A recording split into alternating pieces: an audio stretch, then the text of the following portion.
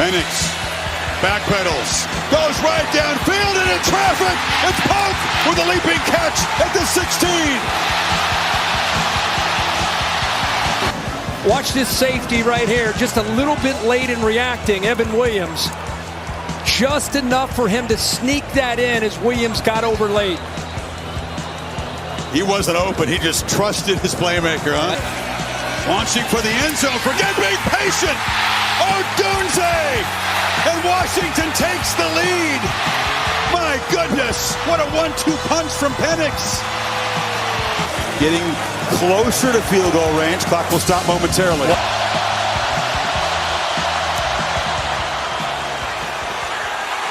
Missed it! And the Huskies survive!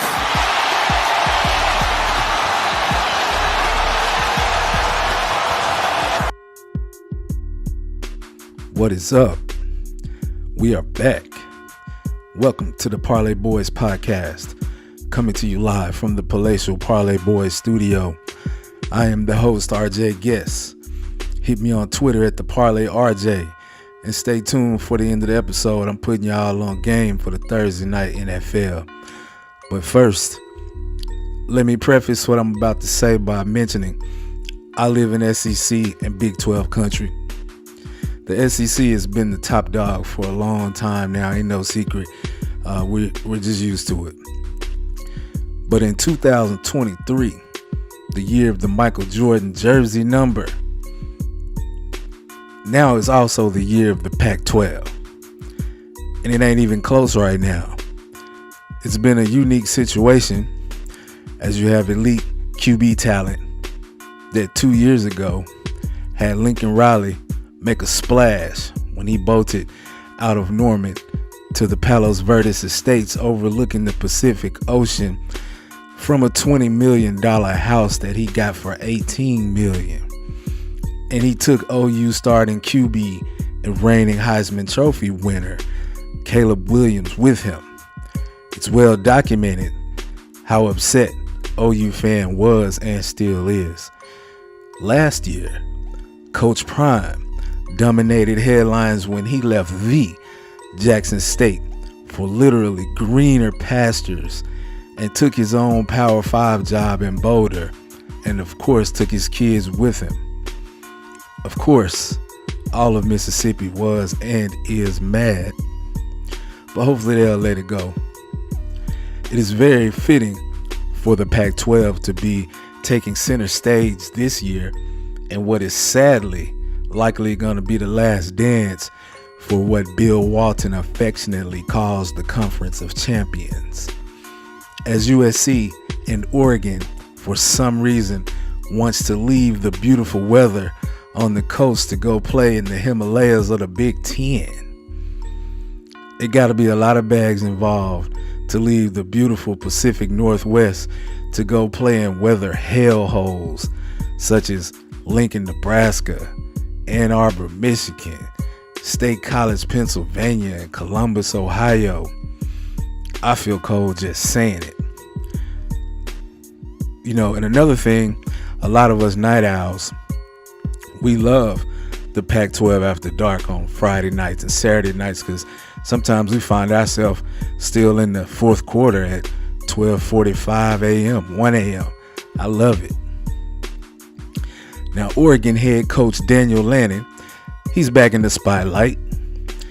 It's only been a few weeks since Oregon won the biggest game of their lives, and they were riding high all because they beat Coach Prime and a team that was 1-11 last year. And man, have they been celebrating. I told many Oregon Duckling trolls on Twitter who were already making playoff plans to wait and see what y'all do in October, because I already looked ahead to see who they played in the coming weeks, and just like I thought, they had a rough day in Seattle. Michael Penix picked the Ducks apart. It was like they were stunned with all of those bombs flying over their heads. I was confused because I didn't hear no, "Today we talk with our pads." You talk to your helmet, right? Every moment. Nope. Apparently, not every moment, Danny boy.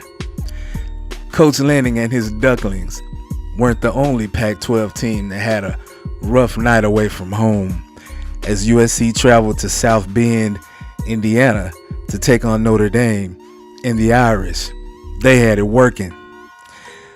I mean, touchdown Jesus turned water into wine all night long as Caleb Williams threw not one, not two, but 3 interceptions in the first half.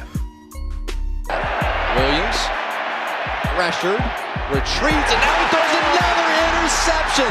It's Benjamin Morrison who rises and picks it off right there in the sky.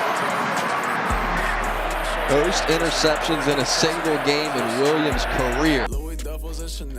By the way, best of luck to USC and Oregon the rest of the way. And speaking of the best of luck, DEION Sanders, Coach Prime, is now on the watch list of finalists for National Coach of the Year in Division I football. And I know a lot of you clowns are hot. However, this ain't nothing but something else for you to get used to. It's so funny how it goes in our community for people in leadership positions, especially in the coaching profession. Last year, they wanted to fire Notre Dame head coach Marcus Freeman into the sun after that Marshall game. And then, after losing to Louisville a couple of weeks ago, they wanted to get rid of him then too. But against USC, Coach Freeman's defensive scheme had Caleb Williams seeing ghosts all night long in South Bend. And now, all is well. And this is exactly what Coach Prime was alluding to when a Colorado reporter asked him, how do we get DEION for life contract? And Coach Prime responded by saying, that's a beautiful gesture, but anybody would be a fool to not believe all this love can change overnight. After there was rumored talks of wanting to negotiate a lifetime contract, it's literally a week-to-week deal in college football, especially for us. Well, let's get on over to the big boys, the ones that really know how to, talk with our pads. Yeah, that's right, Dan Lanning. We're in the Big Easy tonight. The Jaguars have rolled into town to play the Saints. Trevor Lawrence is a little banged up and is questionable with a knee injury, but I think he's going to give it a go. Either way, take the Saints minus the 1 and catch me at the cashier window in the Harrah's on the river. Then let's hop on over to Popeyes on Canal Street, because that's the best Popeyes I ever had. Anyways, see y'all. I'm out. Today, we talk with our pads. You talk with your helmet, right? Every moment.